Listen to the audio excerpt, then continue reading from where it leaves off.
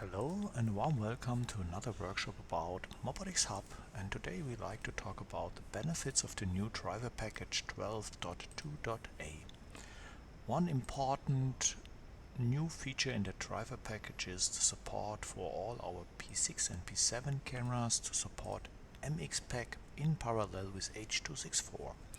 And this is belonging to camera models like M73, S74, or like in the P6 series like our M16s, M26 and so on.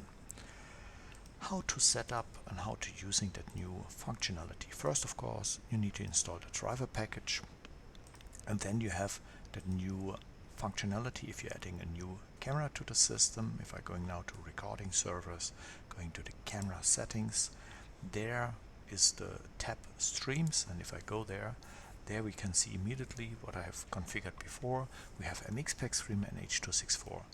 If you do that the first time, normally the H.264 is maybe not appearing, then you're simply pressing the add button, you're getting the H.264, and then the question will be why I need two streams with one camera. And one typical example would be to say H.264 for the live viewing, have a bandwidth optimized codec, because for live viewing on a monitor I don't need the highest resolution. I'm looking more for a fluent video and a bandwidth optimized stream. And for the recording I'm using a MxPack, which is more quality orientated codec, to have here the best image recording result. So that could be one example how to set this up.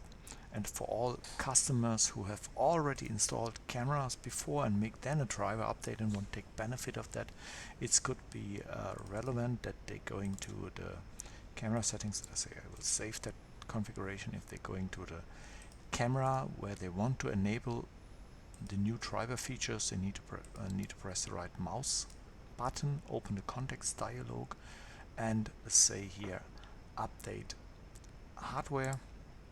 Then it will updating the hardware information, and then you have the new settings available under the camera settings as I've shown before. So I hope you have enjoyed that short video and have a wonderful day.